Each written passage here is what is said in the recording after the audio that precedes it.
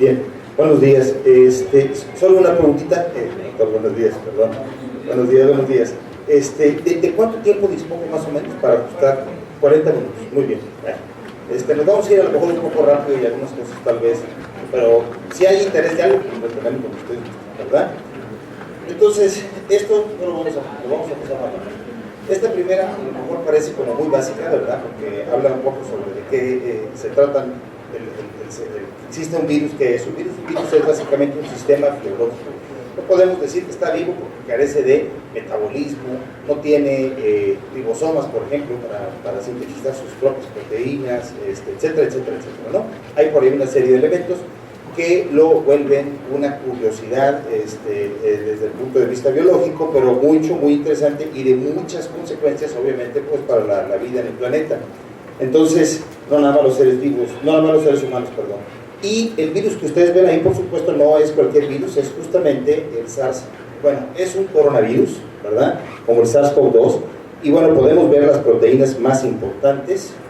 Ya nada más encuentro el botón adecuado. Aquí está. Esta proteína es la proteína S. La proteína S es de Spike, del inglés Spike, que es la de espícula. Es la que más sobresale. Es la proteína que le da esta característica cuando lo vemos en una micrografía electrónica. Que bueno, pues es bidimensional, por supuesto. Entonces la imagen, me refiero, es bidimensional, y al verla así pareciera que uno pudiera tomarla y ponérsela en la cabeza como si fuera una corona, ¿verdad? Y es la que le da el nombre precisamente por eso se le da el nombre de coronavirus. Después tiene también una que es más pequeña, que también está aquí en la membrana, que es de hemaglutinina. Esta se le llama proteína H. Y la proteína M o de membrana es esta que vemos aquí. También tiene una pequeña proteína en la envoltura que se llama E, proteína E de envoltura. Y finalmente, una proteína N, que es la de la nucleocápside, que va unida al material genético de los coronavirus. Los coronavirus son virus de RNA, de cadena positiva o de sentido positivo. ¿Qué quiere decir que sean de RNA de sentido positivo? Lo que quiere decir es que tiene el mismo sentido en el que se lee el RNA mensajero. Es como si viniera listo para usarse, por decirlo así, ¿verdad? El virus. Hay otros que son en sentido negativo, por ejemplo. Entonces, para generar sus RNAs mensajeros, como quiera, el de sentido negativo tiene que ser cambiado a sentido positivo, y el de sentido positivo, de hecho, en particular, necesita pasar, primero hay partes que se van a leer directas y otras que necesitan pasar a sentido negativo para después pasar a doble cadena y posteriormente a hacer una serie de otros procesos. Luego hablamos de eso rápidamente. Bien, los coronavirus, bueno, primero que nada son virus muy grandes, ¿sí? Son de los más grandes que hay. El genoma de estos virus también es bastante grande, ¿sí? Entonces, son virus complejos, tienen un proceso de replicación que es bastante complicado, el ciclo vital de ellos. Ahora los clasificamos, su taxonomía, en 4 grupos importantes, que son los alfa coronavirus, los beta coronavirus, gamma y delta coronavirus. Para nosotros, los más importantes son los alfa y los beta. Los alfa y los beta infectan predominantemente a mamíferos, mientras que los gamma y los delta infectan predominantemente a aves y algunas otras especies. Entonces, para nosotros los más importantes son los alfa y los beta, y ahí es donde se encuentran todos los coronavirus que pueden infectar humanos, ¿sí? Todos estos, el 229E, el NL63, el HKU1 y el OC43, digamos que eran los virus que conocíamos hasta antes del 2002, los coronavirus, y que generaban entre el 10 y el 30% de los catarros comunes. Y ya, nada más, no eran virus particularmente muy estudiados, precisamente porque no eran de consecuencias graves para el ser humano. En el 2002, en la provincia de Guangdong, en China, pues se da el brote de SARS, el SARS original, vamos a decirlo así. Y entonces, 8 meses después, este brote, ¿verdad?, se termina en julio del 2003, entonces duró del 2002 al 2003, se pudo contener. Hoy ya no existe el SARS-CoV, normalito, ese ya no existe, dejó de existir ahí, se contuvo, ¿sí? Este coronavirus tuvo su origen en murciélagos y aparentemente ese diríamos es el reservorio, el intermediario, porque no pasó de murciélagos directamente a seres humanos. El intermediario en aquel entonces parece haber sido la civeta, que es un mamífero que hay en Asia, y Y bueno, en ese momento los coronavirus tomaron muchísima relevancia, se estudiaron de manera muy intensa porque preocupó mucho estos casos de SARS, porque además este SARS era muy agresivo, era un virus que mostró una letalidad de casi el 10%. Entonces, y murieron incluso muchos médicos o personal de salud que atendió a los primeros pacientes. La gran mayoría se infectó, muchos murieron, y entonces todo esto preocupó mucho a la comunidad científica y a la comunidad de salud, ¿verdad?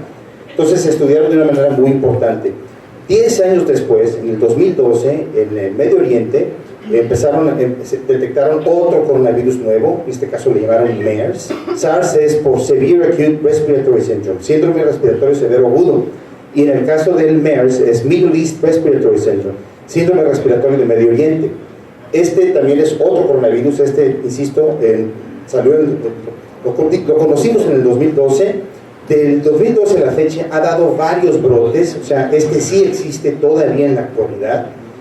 Y lo que ocurre con estos brotes es también el reservorio es un murciélago, el intermediario habitualmente es el dromedario, ¿verdad? Que es como un camello, pero de una sola jiba. Y no es tan transmisible. Habitualmente hay un caso, ese caso puede a lo mejor contagiar a algunas personas con las que tenga un contacto, digamos, muy estrecho, pero son brotes que se autocontienen, ¿verdad? Por lo mismo, es más o menos fácil contenerlos, pero la letalidad del MERS es del 35%, prácticamente el 35%, entonces es muy alta, ¿sí? Más o menos 1 de cada 3 personas que se infectan se mueren, ¿verdad? Entonces es una letalidad alta. Ahora bien, no me quiero tardar demasiado con todos los antecedentes. Bien, entonces ahora, pues en el 2019 brota un nuevo coronavirus. Este coronavirus tiene características muy similares clínicamente a los anteriores, ¿verdad? Pero afortunadamente algunos de los datos sí han diferido, digamos, al menos la letalidad parece ser mucho menor que los 2 coronavirus anteriores. Sin embargo, es mucho más contagioso que los otros coronavirus, ¿sí? Tan contagioso que no fue posible ya contenerlo, ¿verdad? Como lo fue en el 2002 con el SARS, y bueno, definitivamente muchísimo más que el MERS, que se contiene, ¿verdad? Entonces, básicamente este es el ciclo vital del coronavirus. No hay tiempo como para que nos metamos en todos los detalles, solamente hace falta repasar algunos de los puntos más básicos. El coronavirus, su proteína S es la proteína antigénica importante, es la proteína también que va a interactuar con el receptor. En este caso comparte el mismo receptor que el SARS original del 2002. De hecho, la homología, si se busca la homología de sus genomas, es del 89% más o menos, es decir, se parece muchísimo genómica en su información genética al SARS, ¿verdad?, del 2002. Sin embargo, no se parece tampoco tanto, ¿verdad? Ahora, ¿interactúa con qué receptor? Interactúa con un receptor que es la enzima convertidora de angiotensina 2, ¿sí? Entonces la proteína S interactúa con ella. ¿Qué va a pasar? Bueno, pues se van a empezar a pegar ahí, hace una especie como si fuera a rodar sobre la membrana, y entonces se empieza a pegar la S con la enzima convertidora de angiotensina. Lo que hace esto, la célula entonces, es que invagina al virus, ¿verdad? Forma un endosoma, lo introduce, los lisosomas llegan a pegarse, y la idea es vamos a digerir este intruso para destruirlo, ¿verdad? Y resulta que a la hora que cambia el pH a ácido y por ahí interactúan unas proteasas, entonces estas proteasas tratan de cortar la proteína S, y en vez de cortarla lo que hacen es que de tenerla recta, la doblan así, hacen que se doble, y al doblarse, esto y otras proteínas accesorias van a generar que las membranas, tanto del endosoma, del endosoma como del virus, se fusionen, y va a liberar entonces el virus su contenido en el interior del citoplasma. Ya una vez dentro del citoplasma, ya platicábamos que el RNA es genómico, es de sentido positivo. De hecho, tiene las características de un RNA mensajero, tiene su cola de poli A en el extremo 3' y tiene en el extremo 5' una capucha 5'. Estas son las mismas características que tiene un RNA mensajero listo para producir proteínas. Ya está, ¿sí? Y entonces, lo primero que va a generar es dos complejos poliproteicos, PP1A y PP1B, ¿sí? Estos tienen un sistema bien curioso, no me quiero meter en todos los detalles, pero tiene un sistema bien curioso porque los coronavirus y el retrovirus comparten, por ejemplo, algunas características de cómo llevan a cabo su replicación. Entonces, una de las características importantes que tiene es que en el SARS original, por ejemplo, y en el MERS, hay 16 genes en esta región. Esta región es muy grande en el genoma, ocupa 2/3 partes del genoma, ¿sí? Y la que codifica para todas estas poliproteínas que están relacionadas con la transcripción y con la traducción. Entonces, la traducción y la transcripción, perdón, sí, eso creo que fue lo que dije. Bueno, el PP1A va a generar en el SARS original 11 proteínas. En este SARS de ahorita, solo 10. De hecho, la proteína 11, este SARS no la contiene. El PP1B va a generar las 16 proteínas en el SARS original y en este SARS va a generar 15 proteínas. Este SARS genera 27 proteínas, este de ahorita, el SARS-CoV-2, ¿verdad? Genera 27 en total, de las cuales 15 están contenidas nada más en este primer segmento que les platico ahorita, ¿verdad? Todas estas proteínas, ¿sí?, van a ser cortadas por una proteasa que también viene codificada en el virus y va a ayudar a formar este complejo transcriptasa replicasa, se le llama, ¿sí?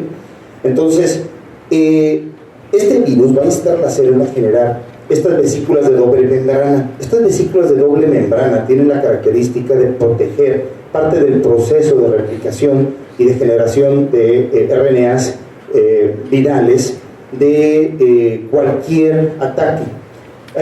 Aquí vale la pena mencionar lo siguiente: los murciélagos son un sistema biológico sumamente interesante. Los murciélagos son los únicos mamíferos, son los únicos mamíferos voladores, pero eso les conlleva también, o les trae algunas características importantes. Primero, la primera es que generan un montón tienen un metabolismo muy elevado para poder volar, y entonces generan muchos radicales libres y tienen un sistema que les permite deshacerse de estos radicales libres con gran efectividad. Esto es contraproducente y la inflamación y todo para los virus o cualquier agente infeccioso en el murciélago, porque tienen modos naturales para lidiar con procesos inflamatorios infecciosos que son muy eficientes. Una de las cosas adicionales que tienen los virus es que tienen una producción constitutiva de interleucinas. O sea, estén o no infectados por un virus, los murciélagos están siempre produciendo interleucinas, siempre. Entonces, no cualquier virus puede infectar a un murciélago. Por eso, de murciélagos viene la rabia, viene el ébola, vienen una serie de virus, Marburg, Nipah, que son sumamente agresivos para nosotros. Nosotros no estamos primados para atacar. Nosotros, en respuesta al virus, hasta que tenemos la estimulación de un virus, es que empezamos a producir las interleucinas. El murciélago no, las está produciendo todo el tiempo. Tan es así que estos virus que a nosotros nos matan con una facilidad, de película de terror, ¿verdad? A ellos no les hace nada, no manifiestan ni síntomas de gripa, ¿verdad? Entonces, esto preocupa mucho de los virus que brincan del murciélago para nosotros siempre. Entonces, estas vesículas tienen la intención de escapar a las interleucinas y este tipo de cosas. Es una de las estrategias. Todos estos virus que son muy agresivos, que vienen de murciélagos, tienen estrategias para lidiar con las interleucinas muy especiales, precisamente porque el murciélago es sumamente agresivo con ellos. Entonces, la estrategia de es esconderse en estas vesículas de doble membrana y llevar a cabo este proceso ahí. Se van a empezar a producir, esto otro es muy importante, va a haber una producción importantísima de al menos 10 RNA mensajeros que son subgenómicos, que van a ser unos de cadena positiva y otros doble cadena negativa, pero es para que sean dobles, y van a ayudar a generar poco a poco las partículas virales. Las proteínas S, M y E se van a producir como debe ser, por supuesto, en el retículo endoplásmico rugoso. Van a trasladarse a través del complejo ERGIC para poder irse al Golgi, y de Golgi ensamblarse, y de ahí viajar y ser obviamente espetadas hacia el exterior, ¿verdad? Entonces, básicamente esto es así como en términos muy llanos, pero con algunas poquitas cositas que era importante creo mencionar, ¿no?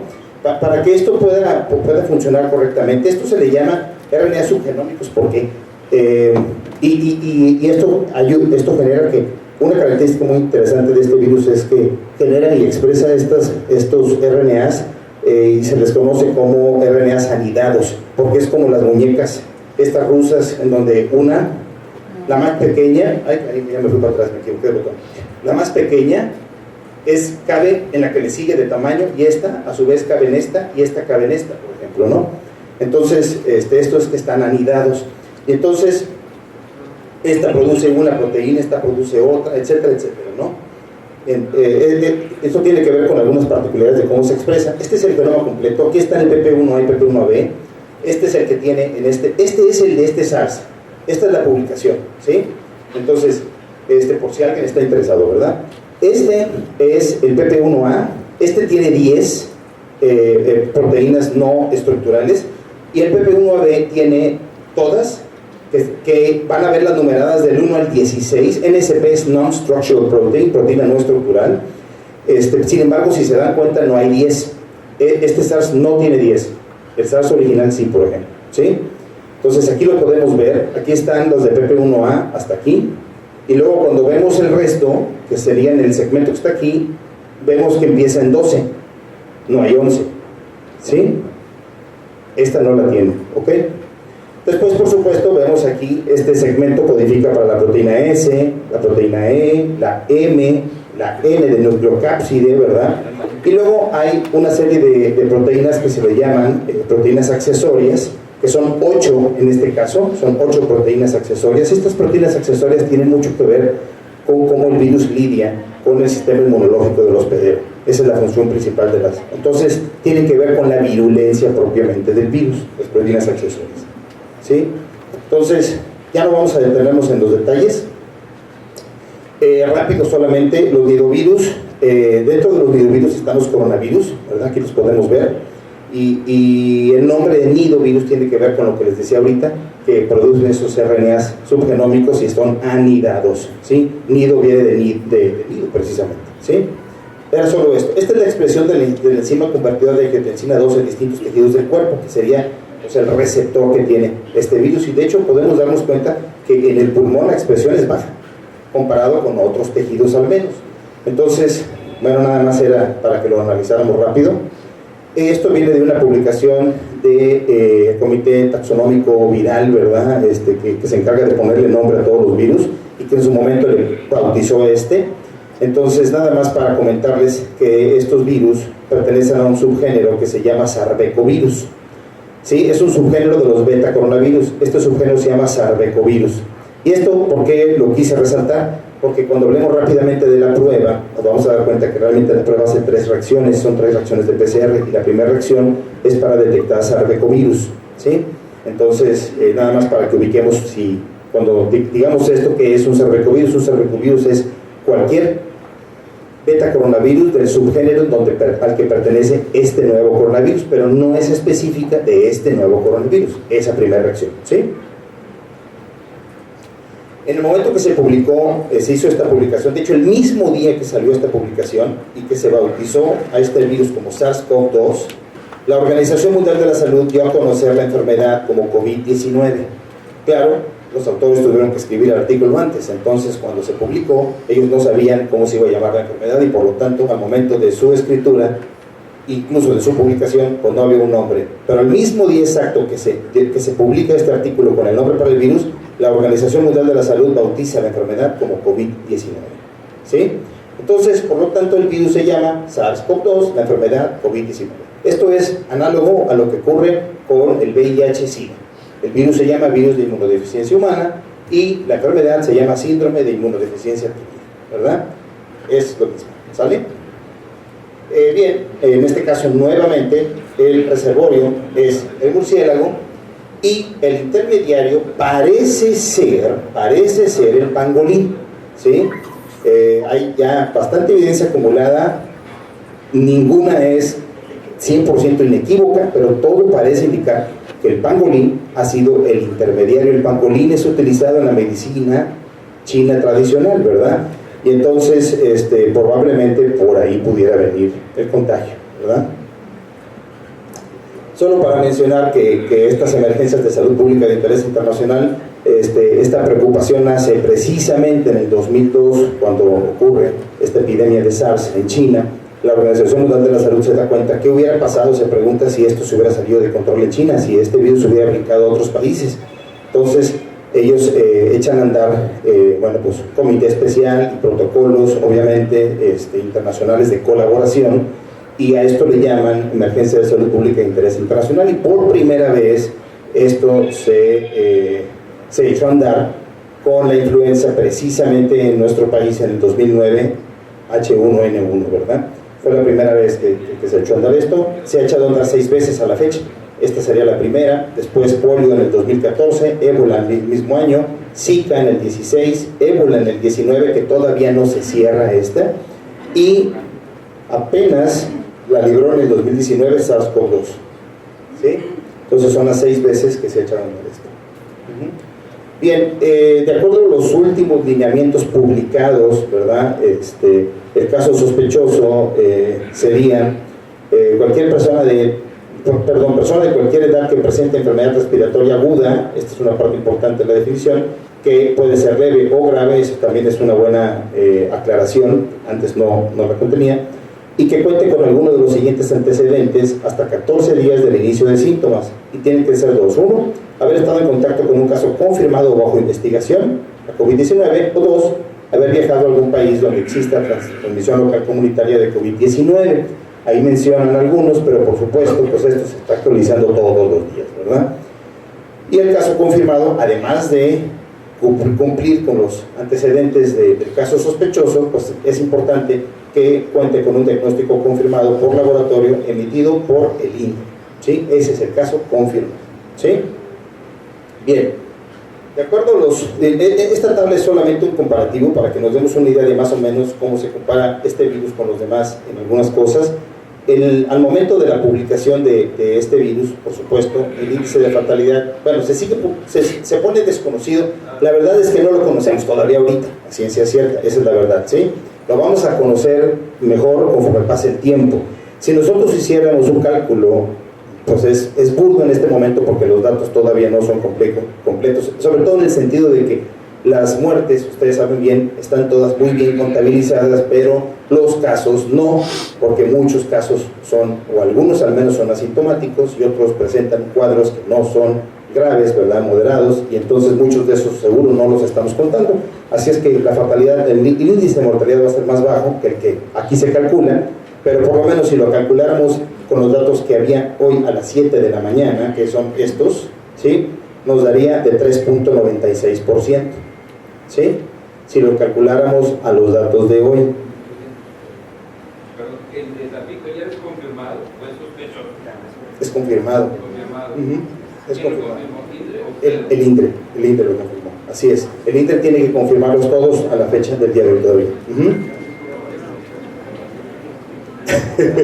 Es una persona, sí, es una persona de Malasia que vive en Altamira, ¿verdad? Y trabaja en la industria, en una de las industrias de allá, en el puerto. ¿Sí? Ok. Bueno, y bueno, ya nada más digo, algunas cosas importantes de este virus es, mucho se platica sobre esto y qué tanto hay que preocuparnos y no preocuparnos, y entonces a veces encuentro argumentos como de que si el índice de mortalidad no es tan alto, ¿verdad? Y efectivamente no lo es si lo comparamos contra otros virus. Por ejemplo, el virus de la rabia mata a casi todos los que le dan si no le ponen las vacunas, ¿verdad? Si no se da el tratamiento. Y el del VIH, si no hubiera tratamientos, pues también mataría a casi todo el mundo que le da, ¿verdad? Entonces, sí, efectivamente hay virus que son, en ese sentido, pues muchísimo más letales, ¿verdad? Pero estoy seguro que aquí nadie en la noche se queda sin dormir por el miedo que le da que le dé rabia al día siguiente, ¿verdad? Porque está esta otra parte que tiene que ver con qué probabilidades tengo de que me pegue esto o no me pegue en algún momento. Y entonces la parte preocupante de este virus es que las probabilidades de que nos dé, ya estando circulando en el país, pues no son despreciables, ¿verdad? Bien, este es un estudio que hizo la CDC en China, que es el estudio a la fecha mucho más grande de todos, más multitudinario, ¿verdad? Entonces, no sé, a lo mejor ya la mayoría o todos estén familiarizados con él, así es que vamos a repasar de una manera muy rápida algunos de los hallazgos relevantes, me parece a mí. El primero es que el rango de edad de 0 a 9 años, ¿sí? El número de casos confirmados, la verdad es que es muy pequeño, ¿verdad? Si nos damos una idea de cuántos están, cuál es la N, ¿sí? 44.672, que solamente 416 estén en este rango de edad, es el 0.9% de los casos. Entonces, los niños muy pequeños no los encontramos en grandes números aquí. Ahora, ¿cuántos se murieron? Ninguno, ¿verdad? Por lo tanto, ¿cuál es el índice de fatalidad? 0. ¿Verdad? Entonces, este es un dato interesante. El segundo es en la segunda corte de edad, de 10 a 19, ya estamos agarrando adolescentes, vamos a decirlo así.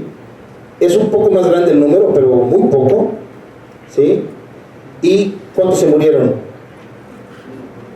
De 550, números redondos, 550, 1, ¿sí? Entonces, el índice es de 0.2%, es bastante bajo. Digo, estas son buenas noticias, por supuesto, pensando en la gente joven de este país y todo, estas son buenas noticias, ¿verdad? Sin embargo, la otra cara de la moneda es el hecho de que, bueno, pues esta es la gente que va a la escuela. Esta es la gente que va a la escuela y a lo mejor a ellos no les va a pasar nada, pero ¿qué va a pasar cuando lleguen a su casa? Van a convivir con los papás y con los abuelos, ¿verdad? Y entonces ahí es donde empieza a complicarse la ecuación, porque los niños la van a librar, no sabemos qué va a pasar con papás y abuelos, sobre todo abuelos, ¿verdad? Entonces, después la siguiente corte 20 a 29, ya vemos que el número de casos confirmados crece de una manera muy importante, ¿sí? Muy importante, ya en los 20 crece bastante. Este es un dato interesante. Ahora, ¿cuántos se mueren? Sí, se mueren 7, pero se mueren en la misma proporción que los que se infectan, o sea que sigue siendo el mismo índice de fatalidad, ¿sí? Pero ya nos vamos dando una idea que conforme aumenta la edad también aumenta aparentemente la susceptibilidad a contagiarse, ¿sí? Ya los números son mayores, el cuerpo sigue teniendo una buena respuesta ante el virus, y entonces se protege y se cuida bien, pero te contagias ya más fácil. Conforme pasa el tiempo te vas contagiando más fácil, ¿sí? La siguiente corte es de los 30. En los 30 otra vez sube de una manera importante y el número de muertes se sigue manteniendo en la misma proporción, por lo tanto el índice sigue siendo del 0.2%. Y para todos los que estamos en la corte de los 40, pues entonces ya vemos que en ese sentido el crecimiento es pequeño con respecto a los 30 en cuanto al número de casos confirmados, por lo tanto, digamos, la facilidad que uno tiene de contraer el virus, pero el índice de fatalidad del 0.4, que uno puede decir sigue siendo muy bajo, sí, pero ya es el doble de la corte anterior. Ya brincamos del 0.2 al 0.4. O sea, ya la curva empezó a hacer esto, ¿verdad? El punto de inflexión ya lo estamos viendo ahí, ¿cierto? Posteriormente, en los 50, ¿sí? Nuevamente, el número crece, ya no tan estrepitosamente en cuanto a la susceptibilidad de contagiarse, pero el número de muertes sí crece en desproporción, y entonces aquí este brinco es todavía más estrepitoso. Ya vamos en el 1.3, ya no es el doble, es el triple, de hecho, poquito más del triple, ¿sí? Entonces, abusados. Por eso digo, los papás, a lo mejor la libran, pero a lo mejor, si no somos papás jóvenes, entonces vamos adquiriendo riesgos, ¿verdad? Después, en los 60, y aquí estamos hablando de edades de abuelos, ¿verdad? En los 60, entonces vemos ya que el número de casos, de hecho, es un poco menor, ¿sí? Sin embargo, las fatalidades son mucho mayores. Por lo tanto, el índice de fatalidad se ajusta a 3.6, ¿verdad? Que es casi el triple de la corte anterior, ¿sí? Y en los 70 vemos menos casos, pero más fatalidades todavía, y este índice de fatalidad ya no es en absoluto nada despreciable, ya es del 8% en los 70. ¿sí? No es nada despreciable, es uno de cada 20, ¿sí, no? Es uno, más o menos, ¿no? Entonces, a ver, no, uno de cada 20 sería, si fuera, sí, está bien, más o menos, más o menos. Y luego, arriba de los 80s, es el 14.8, o sea, ya arriba de los 80s, entonces la verdad que ya el índice de fatalidad es muy alto, ¿sí? Es bastante alto. Ahora, el otro punto interesante es que hombres y mujeres parecen afectarse más o menos igual, o sea, digamos que tenemos la misma susceptibilidad a contagiarnos. Sin embargo, no nos morimos igual. ¿Quién se muere más? El hombre. O sea que como quiera salimos perdiendo, ¿verdad? Como quiera salimos perdiendo, no ganamos una, ni aquí. Entonces, y otro dato que me parece muy interesante de esta tablita, en un tono ya más serio para nosotros, es, fíjense bien por ocupación, cómo están los trabajadores de la salud, cuántos adquirieron la infección y cuántos murieron, con un índice de fatalidad de 0.3. Si lo comparamos contra el resto, ¿cómo estamos los trabajadores de la salud? Muy bien. Eso por lo menos a mí me habla de la importancia de que todos portemos el equipo de protección personal como debe ser, ¿sí? Completo, y en los momentos de ponérnoslo, quitárnoslo, como debe ser, seguir los protocolos de seguridad en ese sentido, ¿verdad? Y si lo hacemos, el riesgo que corremos no solo es igual que el de otros, sino puede ser incluso más bajo que el de la mayoría. Entonces, bueno, pues es nada más un llamado a que sigamos los protocolos, ¿verdad? Hay algunas otras cosas interesantes aquí. Esta parte de arriba para nosotros tal vez no sea lo más interesante, pero las condiciones comórbidas sí lo son. La enfermedad cardiovascular, es la que presenta el índice de mortalidad más alta. Es, digamos, la peor comorbilidad que podemos observar en China, ¿verdad? La segunda más importante es la diabetes, que de esta en México pues no hay, ¿verdad? Entonces, ojo, son de las cosas que tenemos que cuidar, ¿no? Obviamente. Después están los problemas respiratorios crónicos, por supuesto, esto es lógico. Posteriormente la hipertensión, que también casi no hay, ¿verdad? Finalmente el cáncer. Entonces, si lo comparamos contra gente que no tiene ninguna, pues todas estas comorbilidades son muy altas, ¿verdad? Sí. Cayeron actualmente una comorbilidad alterada con el uso crónico de ibuprofeno y AINES. ¿Es cierto o es noticia falsa? Bueno, sí, la verdad es que no he tenido tiempo de analizar ese artículo. Sí estoy enterado que salió publicado, lo tendría que leer bien a conciencia, entonces no puedo ahorita emitir una opinión al respecto. Lo que sí me gustaría comentar brevemente es que aquí hay una comorbilidad que falta, porque yo creo que en China eso no es un problema, ¿verdad? Pero en México sí. ¿Cuál será? La obesidad. Entonces, si en China no hay mucha obesidad, entonces a lo mejor ellos por aquí pues no la están reportando porque no es un problema en su país, pero nosotros vamos a tener que determinar, nosotros y Estados Unidos, ahí va a ser muy obvio, allá y acá, sí.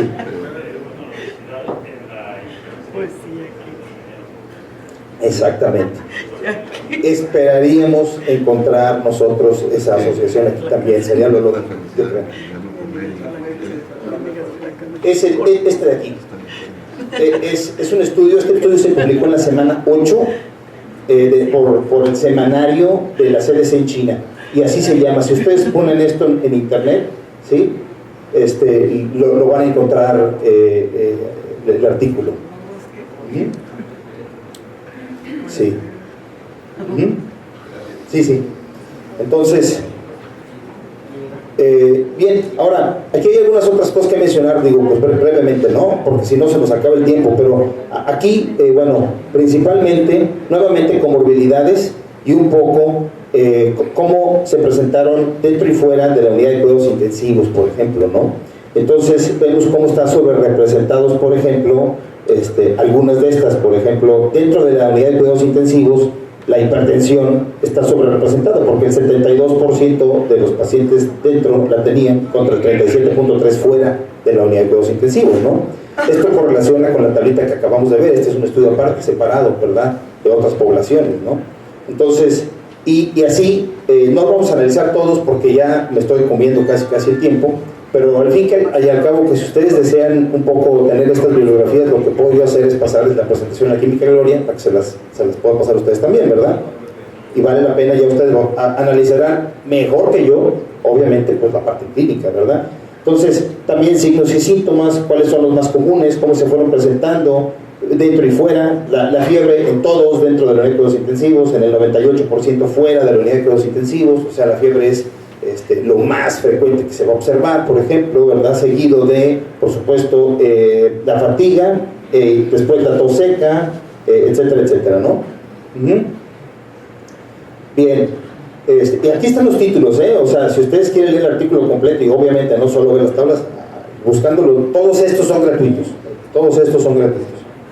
Bien, vamos a continuar si no lo acabamos. Este es interesante porque aquí comparan poblaciones que sobrevivieron al COVID-19 contra los que no sobrevivieron. Y entonces se analiza la fiebre, la tos, la disnea, la admisión a la unidad de cuidados intensivos, y algunas otras cosas más, ¿verdad?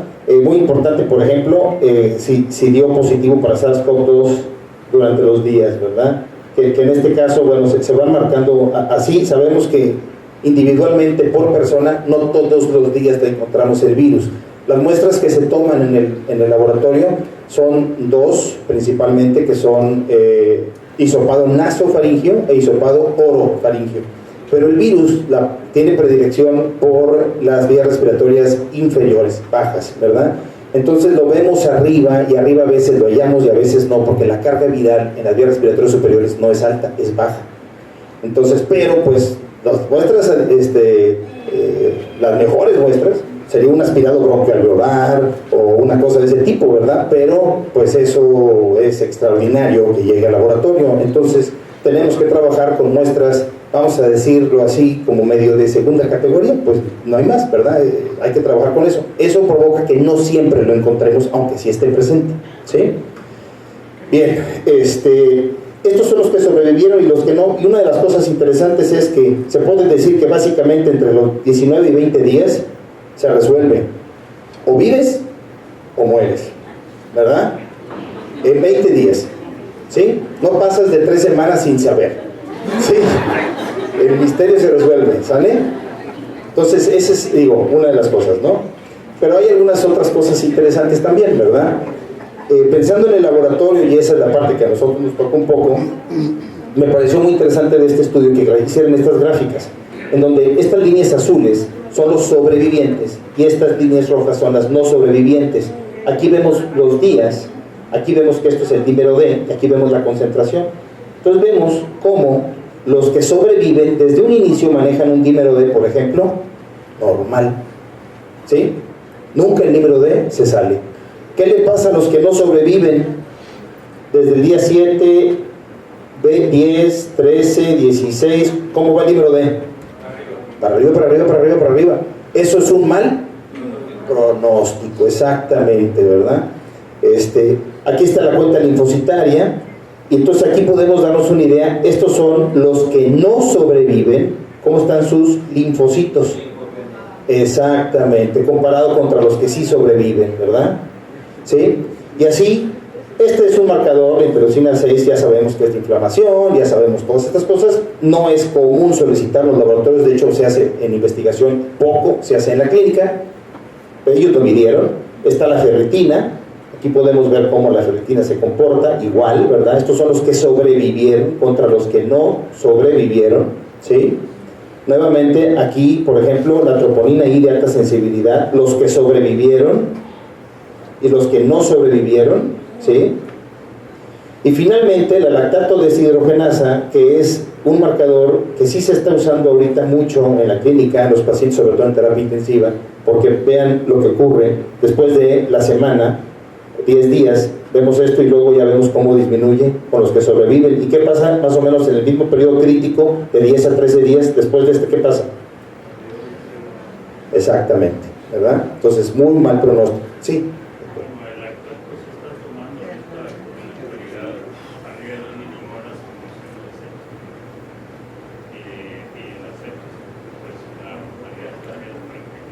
muy alto, exactamente. Entonces, yo quisiera ya nada más, antes de pasar a la siguiente, que hiciéramos observación en lo siguiente. Si ven ustedes, por supuesto, pues estas rayas de aquí, ¿verdad? Y estas chiquitas azules. ¿Sí saben lo que significa eso? Cómo se manejó el rango de valores en cada una de estas poblaciones. Entre los que sobrevivieron, el rango es estrecho, casi no varió, ¿se dan cuenta? ¿Y qué pasó con los que no sobrevivieron? Se obtuvieron valores súper disparados, otros un poco menos en el tiempo y otros otra vez muy disparados y de repente no. Entonces, digamos que el organismo, el cuerpo como un sistema, está de algún modo batallando. Yo lo veo un poco así, como batallando demasiado para mantener una homeostasis, para mantener un control, y entonces están los valores de repente muy disparados y hay una gran variación, porque aquí estamos viendo los promedios, pero cuando ustedes vean un paciente, uno solo nada más, como esto es muy grande, no quiere decir que van a ver el punto aquí, lo pueden ver acá, por ejemplo, ¿verdad? Porque el rango del que no sobrevive es muy amplio, ¿sí? Sí está por encima de esto, pero es muy amplio, puede estar aquí, por ejemplo, y como quiera están los no sobrevivientes, ¿verdad? Ese es el problema. El promedio está acá, pero llegó a ver quién no sobreviviera y todavía el día 22 tenía este valor, ¿verdad? Entonces allí interpretar eso luego esa es para la parte compleja, porque cuando uno ve los promedios sí, pero un solo paciente que van a estar viendo cada uno de ustedes en lo individual, pues ese a veces no va a ser tan claro, ¿sí? Ahora, este es solamente uno de varios artículos que ya están publicados en donde se evidencia que la transmisión se puede hacer entre personas asintomáticas, ¿verdad? Y entonces, no sé si están familiarizados con esta publicación. Esta es de New England Journal of Medicine, y bueno, es básicamente de 126 pasajeros que estaban en Wuhan, alemanes, que fueron transportados a Alemania por el gobierno, de los cuales 10 estaban enfermos y fueron transferidos al hospital. 116 los valoraron, uno de ellos, quedaron 115 porque uno de ellos estaba sintomático, pero bueno, después al hacer la prueba resultó negativa, ¿verdad? 115 eran asintomáticos y se les ofreció hacerle la prueba. Uno dijo que no, a 114 se les hizo la prueba, 112 resultaron negativos, pero 2 fueron confirmados positivos, ¿sí? Entonces, esas 2 personas sí tenían el virus y no manifestaban los síntomas, ¿verdad? Entonces, esa parte pues es de casi, como estamos partiendo de 114, es el 1.7% de asintomáticos, al menos para esta población. ¿El virus puede mutar? Sí. ¿Causa inmunidad? Bien, ahorita vamos a hablar de eso, me voy más rápido, justamente la que sigue es esa. Hay una publicación, esta que están ustedes viendo aquí, que habla sobre el origen y la evolución continua de SARS-CoV-2. Esta lo hicieron unos biólogos evolutivos chinos principalmente, y entonces básicamente nos hablan de que hay 2 linajes importantes que ellos le llaman, hay muchos hallazgos, el artículo está interesante, un poco técnico, es lo único, pero muy interesante. Hay 2 hallazgos, hay un hallazgo que es el primordial, hacen varios, pero uno es que ellos dividen estas 2 cepas y dicen, esta de aquí es la S, le llaman ellos, que es la cepa original, ¿sí? Y esta es la L, que es una cepa que vino después. Sin embargo, ellos notan lo siguiente, ellos notan que la L es mucho más prevalente que la S, a pesar de que la L es más nueva.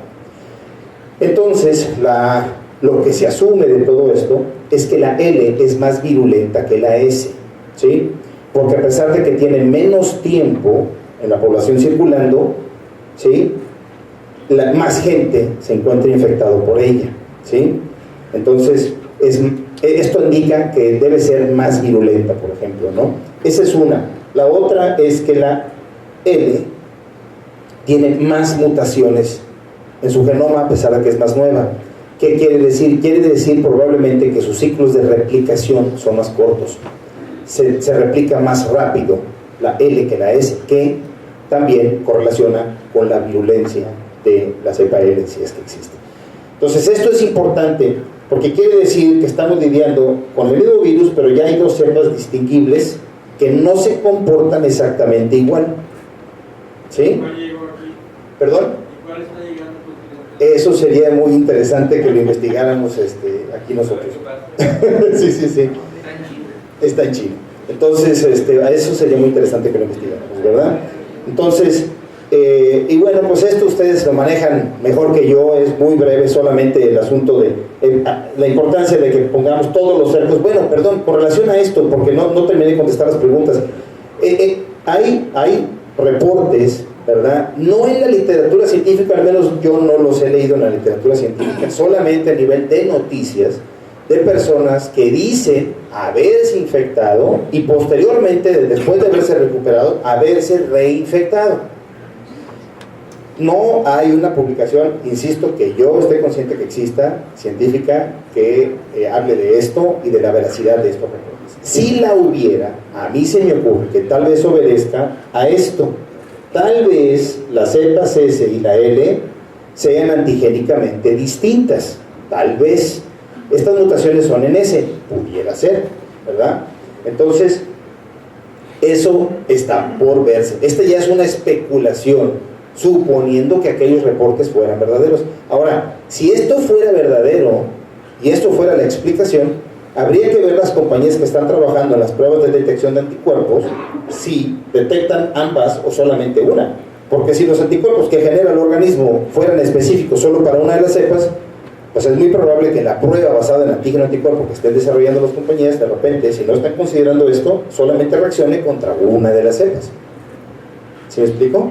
Por lo tanto, solamente detecte S o solamente detecte Ls, dependiendo de cuál hayan elegido sin querer a la hora de diseñar su estudio. ¿Sí? Serían las implicaciones de este estudio. Sí y solo sí. Aquellos reportes esporádicos de gente que dice haberse infectado y se reinfectó son ciertos o no, eso no lo sabemos, ¿sí? ¿Ok? Bien, entonces esta parte es lo que ya sabemos, ¿no? De salud pública, ¿no? Esto los epidemiólogos lo manejan muchísimo mejor que yo, ¿verdad?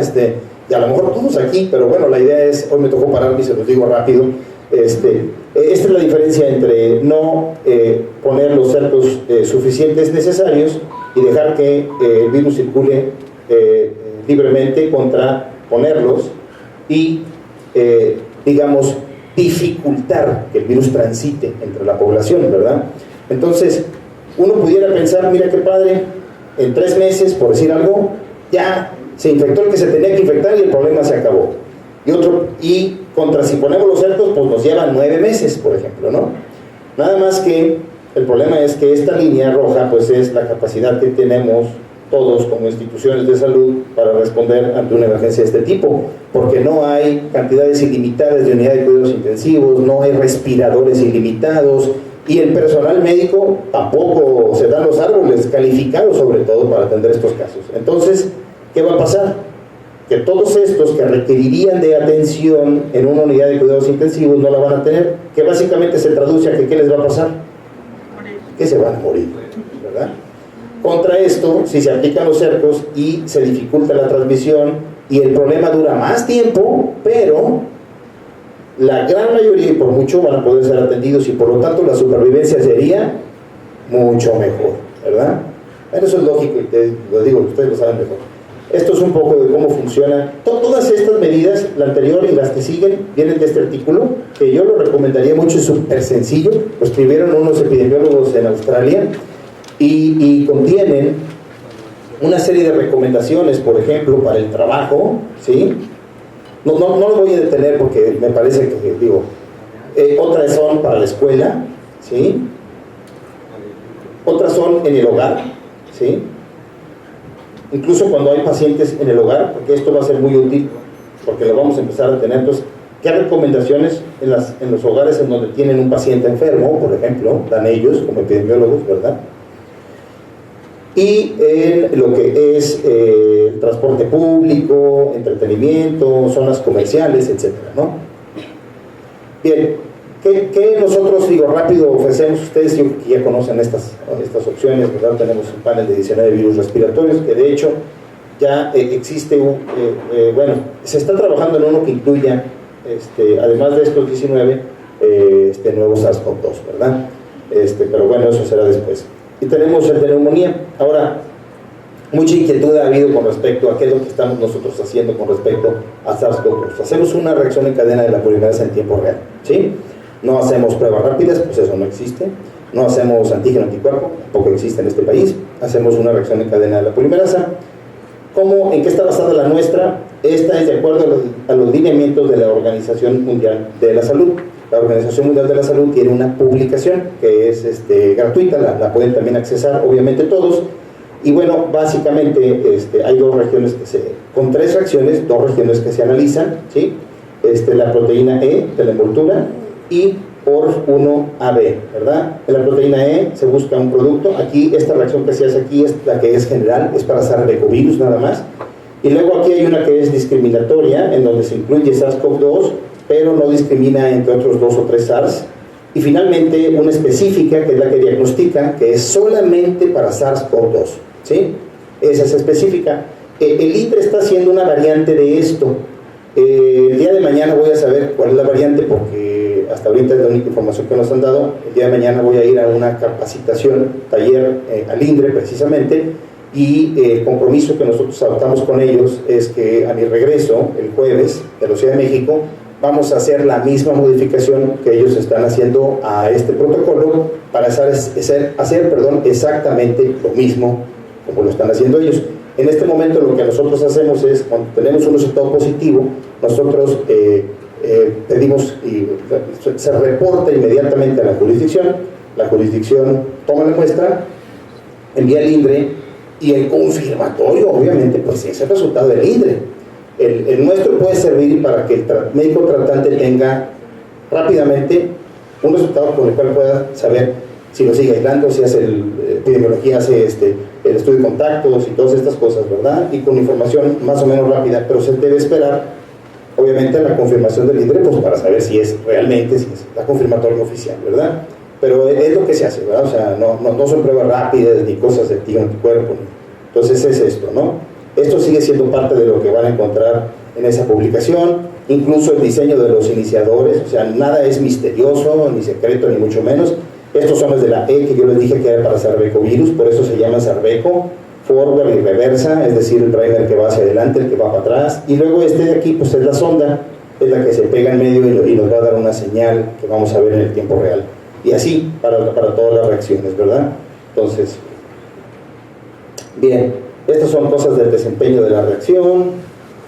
Vamos a continuar. Bien, esto es importante. Cuando se hacen los estudios, nosotros estamos obligados a tomar tanto muestras orales, orofaringeas y nasofaringeas, como ya lo dije. Esto vemos que son muestras orofaringeas y vemos una serie de 15 pacientes y vemos, todos tienen COVID-19. Nos damos cuenta que no todos, que hay vacíos, dan positivo todo el tiempo, ¿sí? En hisopados orales, pero por ejemplo en hisopados anales, por ejemplo, hay algunos que no dieron en ese mismo paciente en el hisopado orofaringeo. Y en la sangre total encontramos que el virus también es posible hallarlo, y aunque no da siempre, por ejemplo, al menos en esta serie vemos que da en prácticamente todos los casos, en todos los casos donde no dio en el oral, por ejemplo, ¿sí? Entonces, bueno, una cosa que nosotros hacemos es, obviamente se toma el orofaringeo y el nasofaringeo y se da como opción a quien nacido desee que se le tome una muestra de sangre y ahí extraemos el RNA de las 3 muestras. No es opcional el oro y el nasofaringeo, porque esos son por lineamientos del INDRE. El que es opcional es la sangre. Si alguien lo acepta, se agrega con la intención de mejorar la recuperación del virus, ¿verdad? Para que se escapen menos, ¿verdad? Nuevamente esto obedece al hecho de que no tenemos la muestra ideal, ¿verdad? Bien. Este es un estudio que se hizo en Singapur, y yo creo que ahora sí ya me estoy tal vez pasando, ya no va a haber tiempo para muchas cosas, pero bueno, hay algunas cosas importantes de este estudio, se las digo rápido así. Uno de los hallazgos importantes es que en el baño de los pacientes había virus en las superficies y en todos lados. Eso quiere decir seguramente que cuando sabemos que el virus se excreta en las heces, que cuando el baño se estira, parece estarse aerosolizando el virus, y entonces aquello se va depositando en diferentes superficies como el lavabo y demás, ¿no? Y entonces habla sobre los procesos de desinfección muy importantes en el área del baño precisamente por este motivo. Habla también de que a pesar de que el piso circundante a donde está acostado el paciente se encuentra el virus, cuando uno sale del cuarto y entras al pasillo fuera del cuarto, muestrearon ese piso inmediatamente fuera, en el pasillo fuera del cuarto, y ahí ya no había virus. O sea que la transmisión por el calzado parece no estar ocurriendo o no ser significativa, ¿verdad? O haber algún otro proceso por el cual ya no da, a lo mejor se está el virus inactivando por algo afuera, pero bueno, por decir algo, ¿no? Entonces, son algunos de los hallazgos interesantes. En el aire no lo encontraron, pero sí lo encontraron en el ducto del clima, en la superficie, más no en los muestreos del aire ambiental, ¿sí? Que habla sobre lo difícil que es. El paciente prácticamente no aerosoliza el virus, lo aerosoliza el excusado por el proceso del chorro de agua que golpea y genera entonces el aerosol, pero el paciente no lo está aerosolizando, aparentemente porque no se encuentra en el ambiente, en el aire del ambiente del cuarto, por ejemplo, ¿sí? Así, más cosas. La supervivencia de estos virus en distintas superficies, que es una pregunta común. En el año 2019 se hizo una publicación, es esta de aquí, aquí está el título. No existía SARS-CoV-2, pero podemos darnos una idea por estos otros SARS, que a temperaturas bajas, como de refrigeración, en un refri el virus pudiera sobrevivir hasta 9 días, este virus sin problemas. Es decir, si nosotros vamos al supermercado y alguien con SARS-CoV-2 agarró la leche y la tocó y la contaminó y uno se la lleva a la casa y la mete al refri, pues ahí va a durar 9 meses buena para que cualquiera que le ponga la mano pues se la lleve, ¿verdad? Por ejemplo, ¿sí? No es para meterle miedo a nadie, pero por ejemplo, ¿verdad? O sea, es lo difícil de controlar, ¿no? O sea, ¿qué puede ser esto, no? En una superficie a temperatura ambiente más o menos 25 grados centígrados esperaríamos que durara un promedio de 2-3 días, tal vez. El virus, estas son suposiciones analizando el comportamiento que tienen, no estos virus, porque este es un coronavirus, estos dos son coronavirus de interés veterinario y son bastante más resistentes que los humanos. Pero un poco analizando los humanos y al SARS-CoV-2 nos damos una idea del número de días. Esta es temperatura ambiente, 5 días, 4 días, 4 a 5 días. Temperatura ambiente, ¿en qué? En metal, en madera, en papel, ¿sí? Entonces esperaríamos de 3 a tal vez 5 días a temperatura ambiente. Esto es obviamente en el interior. Si nosotros vamos a un parque y hay una mesa donde le está pegando la luz solar, el virus debe de durar muy poquito ahí, porque la luz solar incluye radiación ultravioleta que lo destruye con cierta facilidad. No es tan resistente el virus, esa es la verdad, ¿verdad? Lo que pasa es que aquí pues no entra el sol, y aquí sí, y con el clima pues aguanta mucho más. Y esto es un poco las soluciones que se pueden utilizar y en qué concentración y por cuánto tiempo de exposición para poder eliminar las distintas cargas virales de los distintos coronavirus. Básicamente, etanol, por ejemplo, al 70% por una exposición de 1 minuto destruye por completo el virus, por ejemplo, algo que es muy sencillo, ¿no? Simple, para desinfectar algo. O pues, el hipoclorito de sodio a una concentración del 0.1, creo que es del 0.1%, también a exposición de 1 minuto. Entonces, cosas comunes son eficientes. Insisto, el virus de hecho no es tan resistente. Aquí está la publicación, todas son gratuitas, las pueden encontrar ahí. Aquí sigue con lo mismo, ¿no? Y bueno, esto era todo, ¿verdad? Digo, nos brincamos algunas cositas, pero la idea era poder tratar de terminar más o menos el tiempo.